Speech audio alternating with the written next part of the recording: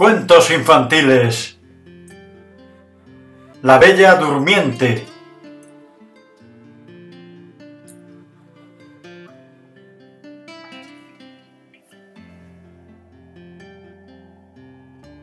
En el canal Youfanmanía Kids.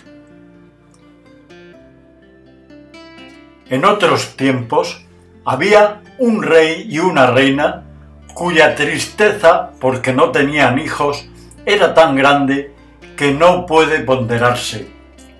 Fueron a beber todas las aguas del mundo, hicieron votos, emprendieron peregrinaciones, pero no lograron ver sus deseos realizados hasta que, por último, quedó encinta la reina y dio a luz una hija.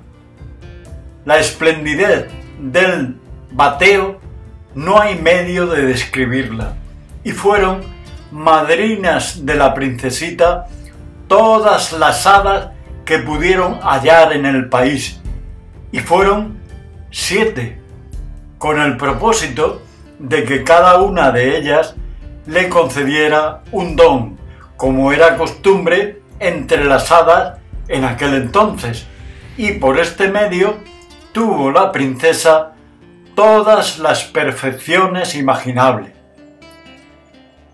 Después de la ceremonia del bautismo, todos fueron a palacio, en donde se había dispuesto un gran festín para las hadas.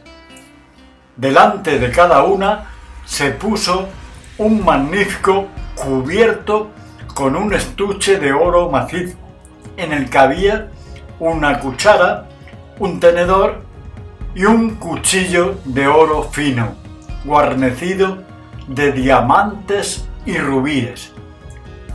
En el momento de sentarse a la mesa, vieron entrar una vieja hada que no había sido invitada debido a que durante más de 50 años no había salido de una torre y se la creía muerta o encantada.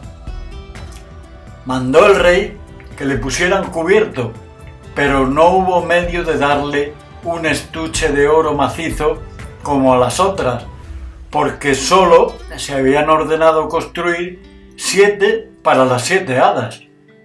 Creyó la vieja que se la despreciaba y gruñó entre dientes algunas amenazas. Una de las hadas jóvenes que estaba a su lado la oyó y, temiéndola que concediese algún don maligno a la princesita, en cuanto se levantaron de la mesa, fue a esconderse detrás de un tapiz para hablar la última y poder reparar, hasta donde le fuera posible, el daño que hiciera la vieja. Comenzaron las hadas a conceder sus dones a la recién nacida. La más joven dijo que sería la mujer más hermosa del mundo. La que siguió añadió que sería buena como un ángel. Gracias al don de la tercera, la princesita debía mostrar admirable gracia en cuanto hiciere, bailar bien según el don de la cuarta, cantar como un ruiseñor según el de la quinta, y tocar con extrema perfección todos los instrumentos según el de la sexta. Llególe a su vez a la vieja hada la que dijo, temblándole la cabeza más a impulsos del despecho que de la vejez, que la princesita se heriría la mano con un huso y moriría de la herida. Este terrible don a todos estremeció y no hubo quien no llorase. Entonces fue cuando salió de detrás del tapiz la joven hada y pronunció en voz alta estas palabras: tranquilizaros, rey y reina, vuestra hija no morirá de la herida. Verdad es que no tengo bastante poder para deshacer del todo lo que ha hecho mi compañera. La princesa se herirá la mano con uso, pero en vez de morir, solo caerá en un profundo sueño que durará 100 años, al cabo de los cuales vendrá a despertarla el hijo de un rey. Deseoso el monarca de evitar la desgraciada anunciada por la vieja, mandó publicar acto continuo un edicto prohibiendo hilar con uso, así como guardarlos en las casas bajo pena de la vida. Transcurrieron 15 o 16 años y cierto día el rey y la reina fueron a una de sus posiciones de recreo y sucedió que cogiendo por el castillo la joven princesa subió de cuarto en cuarto hasta lo alto de una torre y se encontró en un pequeño desván en donde había una vieja que estaba ocupada en hilar su rueca, pues no había oído hablar de la prohibición del rey de hilar con uso. «¿Qué hacéis, buena mujer?», le preguntó la princesa. «Estoy hilando, hermosa niña», le contestó la vieja, quien no conocía a la que la interrogaba. «¡Qué curioso es lo que estáis haciendo!», exclamó la princesa. «¿Cómo manejáis esto? Dadmelo, que quiero ver si sé hacer lo que usted». Como era muy vivaracha, algo aturdida, y además el decreto de las hadas así lo ordenaba, en cuanto hubo cogido el uso, se hirió con él la mano y cayó sin sentido. Muy espantada la vieja, comenzó a dar voces pidiendo socorro. De todas partes acudieron, rociaron con agua la cara de la princesa, le desabrocharon el vestido, le dieron golpes en las manos, le frotaron las sienes con agua de la reina de Hungría, pero nada era bastante para hacerla volver en sí. Entonces el rey, que al ruido había subido al desván, recordó la predicción de las hadas y, reflexionando que lo sucedido era inevitable, puesto que aquellas lo habían dicho, dispuso que la princesa fuese llevada a un hermoso cuarto del palacio y puesta en una cama con adornos de oro y plata. Tan hermosa estaba que cualquiera al verla hubiera creído estar viendo un ángel, pero su desmayo no la había hecho perder el vivo color de su tez. Sonrosadas tenía las mejillas y sus labios asemejaban coral. Solo tenía los ojos cerrados, pero se la oía respirar dulcemente, lo que demostraba que no estaba muerta, solo dormida. Mandó el rey que la dejaran dormir tranquila hasta que sonara la hora de su despertar. La buena hada que le había salvado la vida, condenándola a dormir 100 años, estaba en el reino de Pampingla, que distaba de allí 12.000 leguas, cuando le ocurrió el accidente a la princesa, pero bastó un momento para que de él tuviese aviso por un diminuto enano que calzaba botas, con las cuales a cada paso recorría 7 leguas. Se puso inmediatamente en marcha la hada y al cabo de una hora tuviéronla allí. Llegó en un carro de fuego tirado por dragones. Fue el rey a ofrecerle la mano para que bajara del carro y la hada aprobó cuanto se había hecho.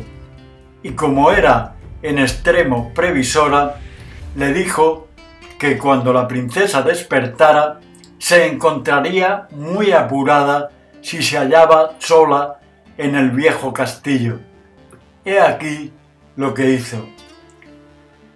Excepción hecha del rey y la reina, tocó con su varilla a todos los que se encontraban en el castillo: ayas, damas de honor, camareras, gentiles hombres, oficiales, mayordomos, cocineros, marmitones, recaderos, guardias, suizos, pajes y lacayos.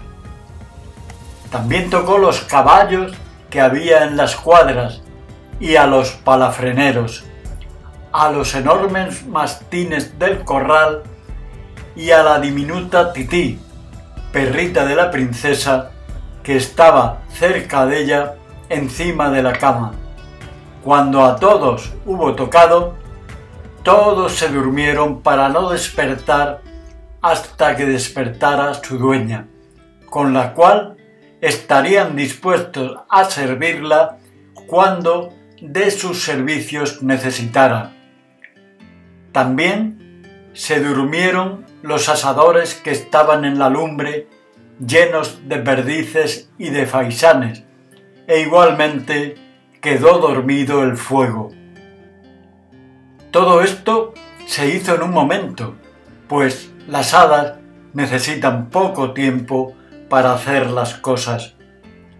Entonces el rey y la reina, después de haber besado a su hija sin que se despertara, salieron del castillo y mandaron publicar un edicto prohibiendo que persona alguna, fuese cual fuere su condición, se acercara al edificio. No era necesaria la prohibición, pues en 15 minutos brotaron y crecieron en número extraordinario árboles grandes, pequeños rosales silvestres y espinosos, de tal manera entrelazados que ningún hombre ni animal hubiera podido pasar, de manera que sólo se veía lo alto de las torres del castillo, y aún era necesario mirarle muy lejos para verlo. Nadie dudó de que la hada había echado mano de todo su poder para que la princesa, mientras durmiera, nada tuviese que temer de los curiosos.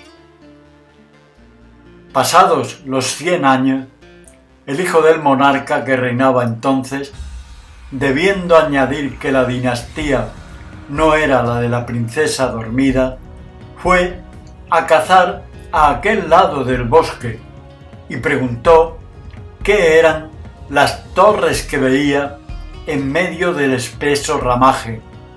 Le contestó cada cual según lo que había oído. Unos le dijeron que aquello era un viejo castillo poblado de almas en penas, y otros que todas las brujas de la comarca se reunían en él los sábados. Según la opinión más generalizada, moraba en él un ogro que se llevaba al castillo todos los niños de que podía apoderarse para comerlos a su sabor y sin que fuera posible seguirle. Abrirse puesto que él, solo él, estaba reservado el privilegio de paso por entre la maleza. No sabía a quién dar crédito el príncipe, cuando un viejo campesino habló y le dijo: «Príncipe mío, hace más de 50 años oí contar a mi padre que en aquel castillo había la más bella princesa del mundo, que debía de dormir 100 años. Estaba reservado el despertarla al hijo de un rey, de quien debe ser esposa». A estas palabras sintió el joven príncipe que la llama del amor brotaba en su corazón, y sin duda al instante creyó que daría fin a aventura tan llena de encantos, impulsado por el amor y el deseo de gloria, resolvió saber en el acto si era exacto lo que el campesino le había dicho. Y apenas llegó al bosque, cuando todos los añosos árboles, los rosales silvestres y los espinos se separaron para abrirle paso, caminó hacia el castillo, que veía al extremo de una larga alameda, en la que penetró, quedando muy sorprendido al observar que los de su comitiva no habían podido seguirle, porque los árboles volvieron a recobrar su posición natural y a cerrar el paso en cuanto hubo pasado él. No por eso dejó de continuar su camino, pues un príncipe joven y enamorado siempre es valiente. Penetró en un extremo del patio y el espectáculo que a su vista se presentó era capaz de helar de miedo. El silencio era espantoso, veíase en todas partes la imagen de la muerte y la mirada tropezaba en cuerpos de hombres y animales que parecía estaban privados de vida, pero bastóle fijarse en la nariz de berenjena y en los encendidos carrillos de los suizos para comprender que sólo estaban dormidos. Además, los vasos en los que sólo se veían restos de vino decían que se habían dormido bebiendo. Atravesó otro gran patio con pavimento de mármol, subió la escalera y entró en la sala de los guardias, que estaban formando hilera con el arcabuz al hombro y roncando ruidosamente. Cruzó varios aposentos llenos de gentiles hombres y de damas, de pie los unos, sentados los otros, pero todos durmiendo.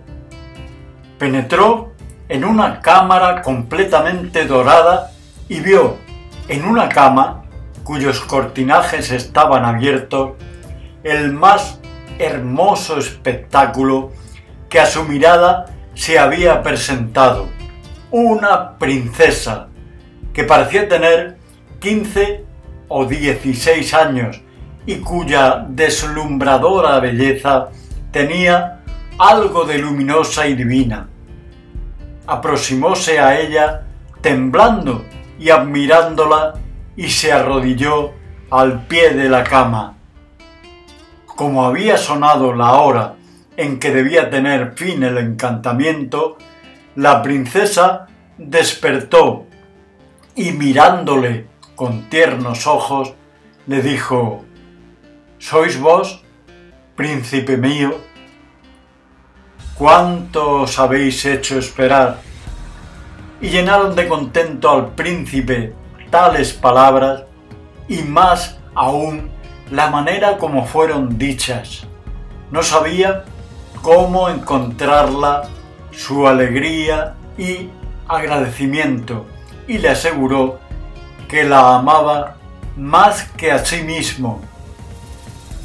Mal hilvanadas salieron las palabras de los labios de ambos, pero a esto se debió que fueran más atractivas, pues poca elocuencia es señal de mucho amor.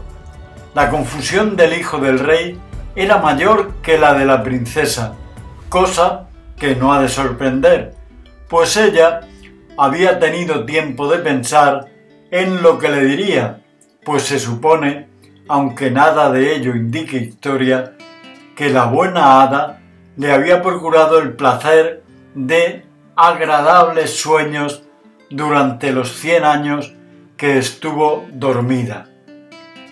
4 horas hablaron y no se dijeron la mitad de las cosas que querían decirse.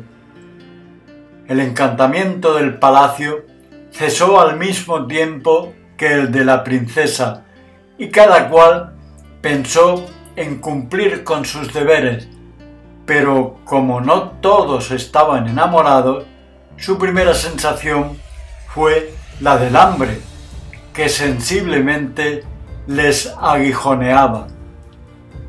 La dama de honor, hambrienta como las demás, se impacientó y dijo a la princesa que la comida estaba servida. El príncipe la ayudó a levantarse.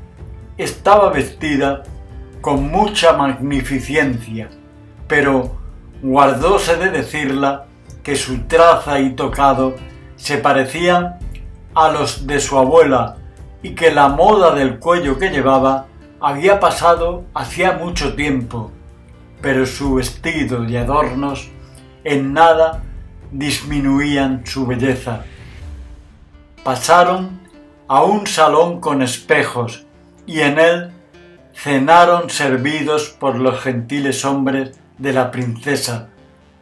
Los músicos tocaron con los violines y los oboes antiguas piezas, pero muy bonitas, por más que hiciera 100 años que nadie las tocaba, y después de haber cenado, casóles sin pérdida de tiempo el gran limosnero en la capilla del castillo. Al día siguiente, el príncipe volvió a la ciudad en donde su padre debía de estar con cuidado por su ausencia. Le dijo que cazando se había perdido en el bosque y había pasado la noche en la choza de un carbonero que le había dado pan negro y queso para cenar. El rey su padre, que era muy bonachón, le creyó, pero no del todo su madre, al ver que casi todos los días iba a cazar y que siempre tenía una excusa a mano cuando pasaba fuera 2 o 3 noches, y supuso que se trataba de amores. El príncipe vivió con la princesa más de 2 años y tuvo de ella 2 hijos, una niña llamada Aurora y el segundo un niño, al que pusieron por nombre Día, pues aún parecía más hermoso que su hermana. La reina hizo varias tentativas para que su hijo le revelara su secreto, pero el príncipe no se atrevió a confiárselo, porque si bien la amaba, la temía por proceder de raza de ogros, a pesar de lo cual el rey había casado con ella porque su fortuna era grande. Además, se murmuraba en la corte, pero en voz muy baja, que tenía las inclinaciones de los ogros y que, al ver pasar los niños, con mucha dificultad lograba contener el deseo de devorarlos. A esto se debió que el príncipe nada le dijera. Pero al cabo de 2 años murió el rey, y al subir su hijo al trono, declaró públicamente su matrimonio y fue con gran ceremonia a buscar a la reina su esposa a su castillo. La recepción que le ofrecieron en la ciudad, que era la capital, cuando se presentó en medio de sus 2 hijos, fue magnífica. Algún tiempo después, el príncipe fue a guerrear contra su vecino, el emperador Cantagallos. Confió la regencia a la reina madre y le reconoció mucho a su mujer y a sus hijos. Debía guerrear todo el verano, y en cuanto estuvo fuera, la reina madre envió su nuera y sus nietos a una casa de campo que había en el bosque para poder satisfacer con mayor libertad sus horribles apetitos. Algunos días después fue a la casa de campo y por la noche dijo a su mayordomo: «Mañana quiero comerme a Aurora». «¡Ay, señora!», exclamó el mayordomo. «Lo quiero», contestó la reina con tono de ogra, «que desea devorar carne fresca y quiero comerla en salsa picante». El pobre hombre comprendió que no había que andarse con bromas con la ogra.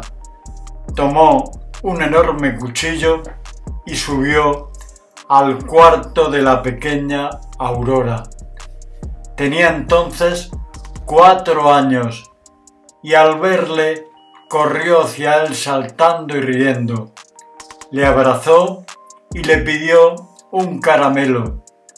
El mayordomo se puso a llorar, se le escapó el cuchillo y bajó al corral. Degolló un cordero y lo aderezó con una salsa tan rica que la reina le dijo que nunca había comido cosa mejor. Al mismo tiempo, el mayordomo llevó a la pequeña Aurora a su mujer para ocultarla en su casa, que estaba situada a un extremo del corral. 8 días después de aquella mala reina, dijo a su mayordomo: «Para cenar quiero comerme a mi nieto Día». El mayordomo no replicó, porque ya tenía formado el propósito de engañarla como la otra vez. Fue en busca del niño y le halló con un diminuto florete en la mano, ensayándose en la esgrima con un mono, a pesar de que solo tenía 3 años.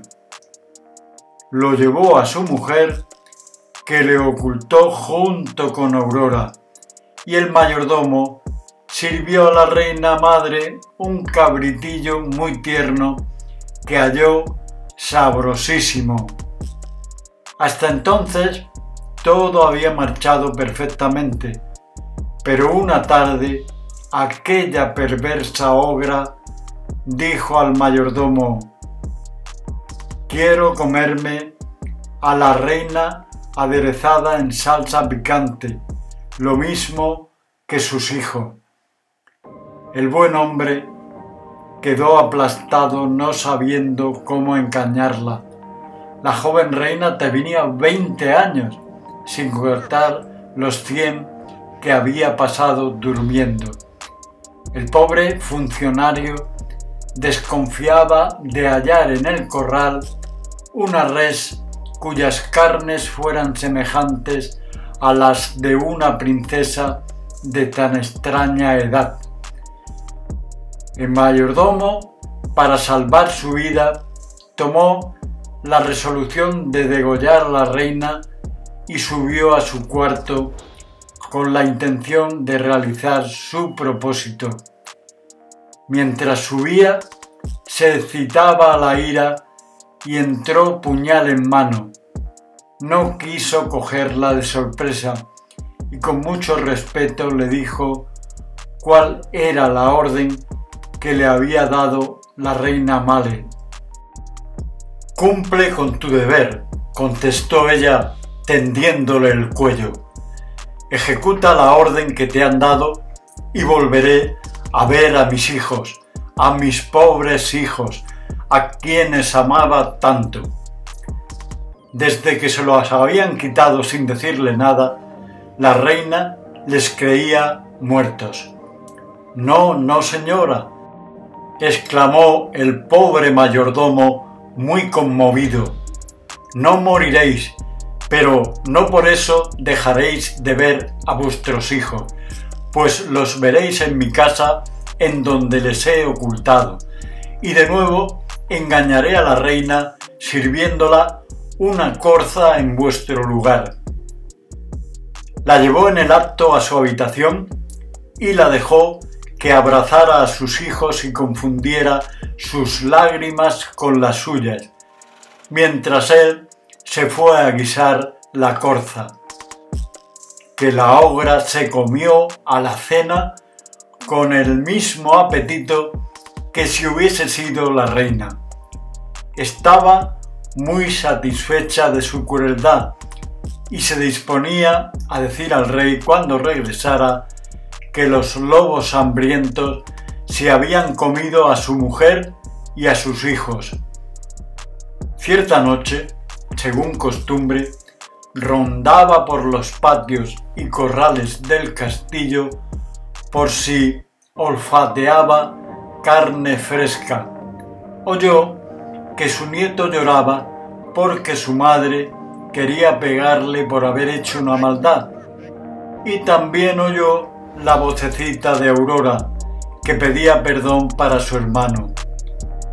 La ogra reconoció la voz de la reina y de sus dos hijos, y llena de ira por haber sido engañada, ordenó al amanecer del día siguiente, con acento tan espantoso que todo el mundo temblaba, que pusieran en medio del patio un enorme tonel que hizo llenar de sapos, víboras, culebras y serpientes para arrojar en él a la reina, sus hijos y al mayordomo, su mujer y su criada, mandando que los trajeran con las manos atadas a la espalda. En el patio estaban los infelices y los verdugos se disponían a echarlos en el tonel cuando el rey, a quien no se esperaba tan pronto, entró de repente a caballo. Había corrido mucho y preguntó muy admirado qué significaba aquel horrible espectáculo. Nadie se atrevía a contestarle. Cuando la ogra, furiosa al ver lo que pasaba, se arrojó la primera de cabeza al tonel y en un instante fue devorada por los asquerosos reptiles que había mandado echar dentro. El rey no dejó de sentir disgusto porque era su madre, pero pronto se consoló con su hermosa mujer y sus hijos.